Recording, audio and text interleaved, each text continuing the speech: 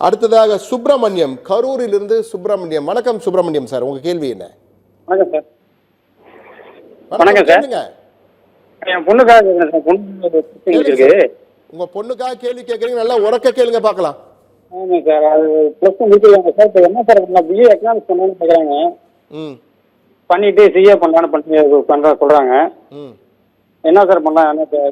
நிச்சயம் உங்களுக்காக பதில் வந்து கொண்டே இருக்கிறது சுப்பிரமணியம். அருமையாக இருக்குது. அதாவது எங்கள் ஊர் பக்கம்லாம் சொல்லுவாங்க, உங்களுக்கு லட்டு வேணுமா ஜாங்கிரி வேணுமா என்ன வேணும் அப்படிங்கிற மாதிரி சும்மா விளையாட்டு கேட்பாங்க. அந்த மாதிரி இவர் வந்து பிஏ தமிழ் படிக்கலாமா பிஏ எக்கனாமிக்ஸ் படிக்கலாமா கேட்குறேன். இரண்டுமே equally very good course. Take it from me. BA Tamil படித்தா சந்தேகமே இல்லை, ரொம்ப நல்ல கோர்ஸு. ஆனால் பிஏ தமிழாக நிறுத்தக்கூடாது. அப்புறம் எம்ஏ தமிழ் படிங்க, எம்ஃபில் படிங்க, மிக நிச்சயமாக தமிழ் ஆசிரியருக்கு உடனடியாக வேலை கிடைக்கும். அது ஒன்றும் சந்தேகமே இல்லை. அது ஒன்று பக்கம். பிஏ எக்கனாமிக்ஸ் படித்தாலும் இதே மாதிரி தான். நம்ம பிகாம் எம்காம் படிக்க வேணாம் சொன்னோம் இல்லை, இங்கே அந்த மாதிரி இல்லை. பிஏ எக்கனாமிக்ஸ் படித்தா எம்ஏ எக்கனாமிக்ஸ் படிங்க, அதுக்கப்புறம் முடிஞ்சால் எம்ஃபில் போங்க, அதுவும் நல்லாயிருக்கும். ரெண்டுமே பிஏவோடு நிறுத்தக்கூடிய கோர்சஸ் இல்லைங்கிற மட்டும் தான் நம்ம இப்போ சொல்கிறது. அதனால் ரெண்டு நீங்கள் எது வேணால் பண்ணலாம்.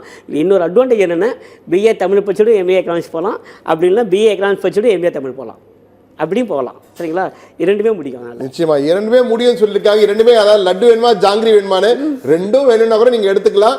கூடுதலாக நீங்கள் வந்து பூந்தி சாப்பிட்றதுக்கு, ஒரு குலாப் ஜாமுன் சாப்பிட்றதுக்கு நான் சொல்கிறேன்.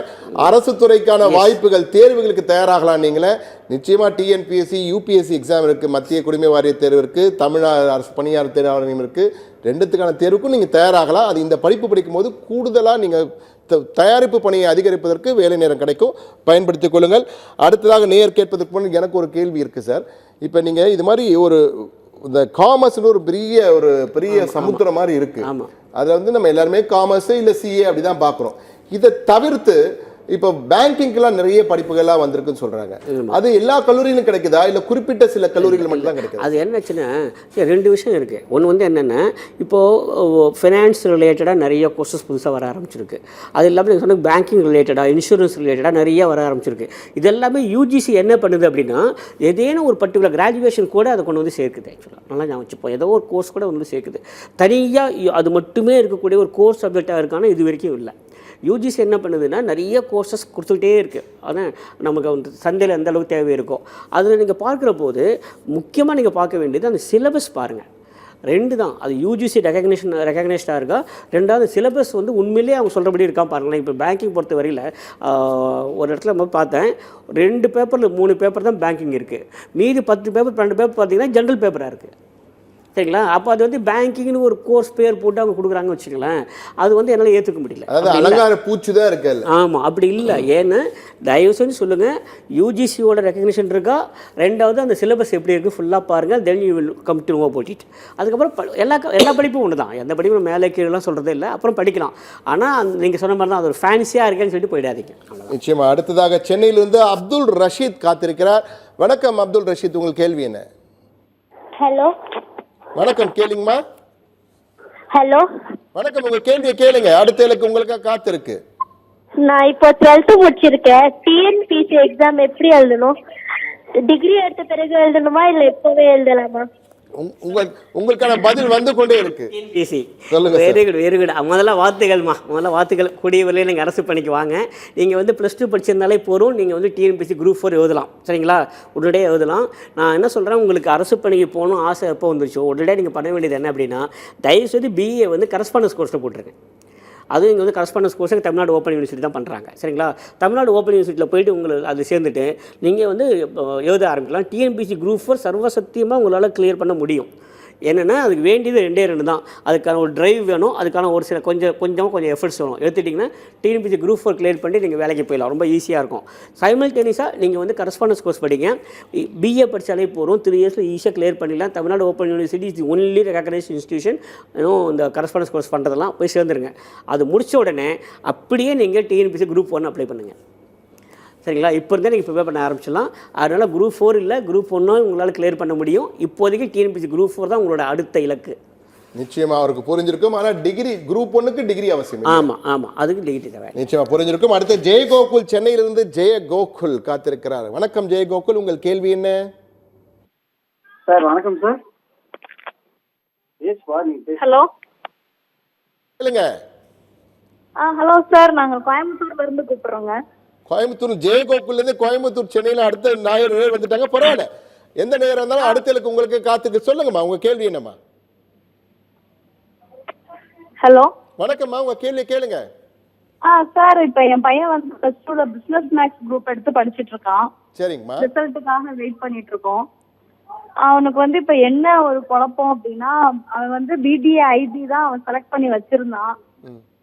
ஆனா வந்து பிகாமும் வந்து பண்ணணும் அப்படிங்கிறான். இது ரெண்டுல வந்து எது எனக்கு பெஸ்ட்னு சொல்லி ஒரு டவுட். நிச்சயமா உங்க சந்தேகத்தை கிளியர் பண்றதுக்கு சரியான நபர் இருக்கா நம்ம கிட்ட. உங்களுக்கான பதில் வந்து கொண்டே இருக்குமா? சொல்லுங்க. பிகாம் ஆர் பிகாம் சொன்னாங்க. பிகாம் என்ன பிசினஸ் மேக்ஸ்ல வந்து பிசினஸ் மேத் தொடர்பு இருக்கீங்களாமா? இன்ஃபர்மேஷன் டெக்னாலஜி கேட்குறாங்க, ஐடி கேட்குறாங்க, ஐடி கேட்குறாங்க அவங்க. சரி, என்ன கேட்டால் பிகாம் தான். I always go for BCom. என்ன அப்படின்னா உங்களுக்கு பிகாமில் வந்து 2 பெரிய அட்வான்டேஜஸ் இருக்குது. என்ன அப்படின்னா இது வந்து 3 இயர்ஸ் தான். இன்ஜினியரிங் பண்ணி நீங்கள் 4 இயர்ஸ் போகணும், 3 இயர்ஸே முடிஞ்சிடும். ரெண்டாவது, பிகாம் நீங்கள் ஃபஸ்ட் இயர் முடிக்கும் போதே வந்து சின்ன சின்ன கடையிலேருந்து பெரிய பெரிய கடை வரைக்கும் அக்கௌண்ட்ஸ் வந்து ஆரம்பிச்சிடலாம். You can start earning. ஆக்சுவலாக எல்லா இளைஞர்களும் சொல்கிறது என்ன அப்படின்னா, உடனடியாக வருமானம் வருவதற்கு உடனடியாக வேலை கிடைப்பதற்கு எது இருக்கோ அதுதான் இருக்கிறதுலே பெஸ்ட்டு கோர்ஸ் உலகத்தில். அதனால் தயவுசெய்து இதுக்கு போங்க. இன்ஃபர்மேஷன் டெக்னாலஜி தான் போகணும் அப்படின்னா தப்பு கிடையாது. அதுக்கப்புறம் நீங்கள் 4 இயர்ஸ் இருக்கணும். நீங்கள் ஜாப் மார்க்கெட் போகும்போது இந்த 4 வருஷத்தான பீப்புளும் உள்ளே வந்துடுவாங்க அதுக்குள்ளே. ஆனால் பிகாம் படிக்கும்போது ஃபஸ்ட் இயர் போதே நீங்கள் ஜாப் மார்க்கெட் உள்ளே போயிடலாம். அப்போது உங்களுக்கு இன்னும் உங்கள் கூட அந்த போட்டியில் வரக்கூடிய அந்த எண்ணிக்கை குறைவாக இருக்கும். அது ஈஸியாக இருக்கும். பிபிஏ பிகாம் அப்படின்னா எது எடுக்கலாம் சார்? பிகாம் தான். பிகாம் தான். பிபிஏங்கிறது நார்மல் பிஏ தான். நிறைய பேர் இந்த பிபிஏங்க பேர் பார்த்தோன்னே பண்ணுறாங்க. ஆக்சுவலாக நான் எல்லாரும் சொல்கிறது it is not BBA, it's BA business administration. BA within bracket business administration போடணும். அது என்ன பண்ணாங்க, தனியாக போடாமல் இதுக்குள்ளே கொண்டு வந்தனால எல்லாருக்கும் அந்த குழப்பம் இருக்குது. ஒரு புது படிப்பாக அது புது படிப்பு. அதே மாதிரி இப்போ அகாடமிக் கோர்ஸ் எம்பிஏ இருக்குது. அகாடமிக் எம்பிஏங்கிறது வேறு. இது வேணால் என்னென்னா எம்ஏ தான். அது எம்ஏல எம்ஏ எக்கனாமிக்ஸ், எம்ஏ ஹிஸ்ட்ரி இருக்கிற மாதிரி எம்ஏ பிஸ்னஸ் அட்மினிஸ்ட்ரேஷன். ஆக்சுவலாக ஐ டிட் எம்பிஏ, அதுதான் பண்ணேன் நானும். அகாடமிக் எம்பிஏ தான். அப்போது அதில் வந்து ஒரு தனியாக ஒரு ப்ரொஃபஷனல் கோர்ஸ் இல்லை. ப்ரொஃபஷனல் கோர்ஸாக மாற்றணும்னா அது நம்மளுடைய ஸ்கில் தான். அது அதாவது இப்போ பிபிஏ பிகாம்னா உங்களுக்கு சந்தேகம் வந்தா பிகாம் தான் பெஸ்ட்னு சொல்லிட்டாரு. நிச்சயம் உங்களுக்கு புரிஞ்சிருக்கும்னு நினைக்கிறேன். அடுத்த நேயர் காத்திருக்கிறேன். நான் அதுக்கு முன்னாடி எனக்கு ஒரு கேள்வி இருக்குது சார். ஏன்னா நேயர்கள் நிறைய சந்தேகங்களை கேட்கறதுனால பொதுவாகவே இந்த கன்ஃபியூஷன் நிறைய பேருக்கு இருக்குது. பேரண்ட்ஸ்க்கும் இருக்குது, அதே மாதிரி ஸ்டூடெண்ட்ஸ்க்கும் இருக்குது. ஆனால் பேரண்ட்ஸ் தான் நிறைய பேருக்கு இருக்குது. நிறைய பேருக்கு தெரியாமல் முழிச்சு தவறான ஒரு முடிவு எடுத்துடுறாங்க. இந்த கல்லூரிகள் தேர்வு என்பது மிக முக்கியம். அதாவது குறிப்பாக பிகாமில் சேரணும்னா கல்லூரிகள் தேர்வு மிக முக்கியம்னு நான் நினைக்கிறேன். அந்த கல்லூரிகளை எப்படி தேர்வு செய்யணும் சார்? என்னை பொறுத்தவரையில் I always go for government colleges. சரிங்களா? எப்போவுமே என்னென்னா கவர்மெண்ட் காலேஜ் போகிறவங்க ஒரு பெரிய ஒரு ப்ளஸ் பாயிண்ட் என்ன அப்படின்னா உங்களுக்கு ஃபீஸ் ரொம்ப ரொம்ப ரொம்ப குறைவு. ஆனால் அரசாங்கம் கொடுக்குற அத்தனை திட்டங்களும் உங்களுக்கு வந்து உடனே வந்து சேரும். அதனால் அரசு கல்லூரிகள் கிடைக்கும்னா அதுதான் நம்பர் 1 எப்போவுமே. ஏன்னா பல பேர் சொல்கிறாங்க நம்ப வேண்டாம், குவாலிட்டிக்கு நல்லா தான் இருக்குது. அதுக்கு அவங்க அப்ளை பண்ணுவோம் இல்லையா? அப்ளை பண்ணால் நிறைய பேர் அப்ளை பண்ண மாட்டேங்கிறாங்க ஆக்சுவலாக. ஏன்னா அரசு கல்லூரிகளை வேண்டாம்னு வச்சுட்டு இருக்காங்க. இதுவே நீங்கள் இன்ஜினியரிங் மெடிக்கல் காலேஜ் வரும்போது அரசு கல்லூரி தான் முதல் போகிறோம். அதில் என்ன சந்தேகம்னா அரசு கல்லூரினா அது வந்து சாதாரண கல்லூரி அப்படின்னு ஒரு பொதுவான நிலை இருக்குது. ஆமாம், அதுதான் தப்பு பண்ணாங்க. தவறான கண்ணோட்டம் அது. அப்போ இந்த ஆர்ட்ஸ் அண்ட் சயின்ஸ் காலேஜஸ் பொறுத்தவரையில் நீங்கள் எங்கே படித்தாலும் அதுவே தான் இருக்கும். பெருசாக ஒன்றும் மாறாது. இப்போ நான்லாம் ஃபுல் அண்ட் ஃபுல் வந்து கவர்மெண்ட் காலேஜ் ப்ராடக்ட் தான். சரிங்களா? அதனால் அரசு கல்லூரிகள் வர்றது மிகவும் நல்லது. அப்படி இல்லை அப்படின்னா 2 தான். ஒன்று என்ன அப்படின்னா எது வந்து உங்கள் வீட்டு பக்கத்தில் இருக்குன்னு பாருங்கள். அதுதான் நல்ல காலேஜ். அப்புறம் தான் 2வது. 3வது நீங்கள் தரம்னு சொல்கிறீங்க. பொதுவான தரம் பிரித்து நம்ம பார்ப்பதில்லை. தரம் பிரித்து பார்க்கணும் அப்படின்னா நீங்கள் அங்கே இருக்கிற ஃபேக்கல்ட்டி பாருங்கள், அங்கே இருக்கக்கூடிய ஃபெசிலிட்டிஸ் பாருங்கள். டைம் இருந்துன்னா அங்கே போய் பாடுவாங்க. இல்லை படித்தவங்க யாராவது இப்போ லேட்டஸ்ட்டாக அங்கே படிச்சுட்டு வெளியே வந்தாங்க இருக்காங்க இல்லையா, அவங்கள கேளுங்க. அப்போ உங்களுக்கு தெரிய வரும். ஆனால் இதெல்லாம் எதுவுமே இல்லாமல் நீங்கள் கண்ண முடிக்கு போகலான்னா அரசு கல்லூரிகள் போகலாம். நிச்சயமாக அரசு கல்லூரிகள் வந்து எப்போவுமே நல்லாயிருக்கும். சரிங்களா? இதெல்லாம் போக மிக முக்கியமானது என்னென்னா சில காலேஜஸில் எக்ஸ்ட்ராவாக எதாவது சொல்லிக் கொடுப்பாங்க. சரிங்களா? ஃபார் எக்ஸாம்பிள் நீங்கள் சொன்ன மாதிரி தான் ஏஐ பற்றி சொல்லிக் கொடுக்குறாங்க. அதுதான் அந்த மாதிரிலாம் எக்ஸ்ட்ரா ஏதாவது கொடுத்துருக்காங்க அப்படின்னா அது தேவைப்படுமா, அதுக்கு எவ்வளோ ஃபீஸு, அது வந்து இப்போ இந்த குழந்தையால் எடுத்துக்க முடியுமா பாருங்கள். முதல்ல தான் மிக முக்கியமானது. சரிங்களா? எல்லாம் பண்ண முடியும்னா நீங்கள் போகலாம். ஆனால் வீட்டை விட்டு ரொம்ப தூரம் போய் படிக்க வைக்கணுங்கிறது வந்து நான் ஏற்றுக்கிறது இல்லை. இதெல்லாம் வந்து ரொம்ப அவுட்டேட்டட் டெக்னிக் அதெல்லாம். சரிங்களா? எங்கேயோ தூத்துக்குடி பக்கத்தில் எங்கேயோ இதுனா சென்னையில் கொண்டு வந்து ஒரு நல்ல கல்லூரியில் படிக்க வைக்கணும் அப்படிலாம் அவசியமே இல்லை. முடிஞ்ச வரையில் வீட்டுக்கும் கல்லூரிக்கும் இடையிலே அந்த தூரம் அதிகமாக இல்லாமல் இருந்தால், அந்த பயண தூரம் அதிகமாக இருந்தாலும் நல்லதுன்னு நான் நினைப்பேன். நிச்சயமாக உங்களுக்கு புரிஞ்சிருக்கு. ஏன்னா இது நிறைய பேருக்கு சந்தேகம் இருந்தாலும் அவங்க சார்பாக தான் அந்த கேள்வி கேட்டேன்.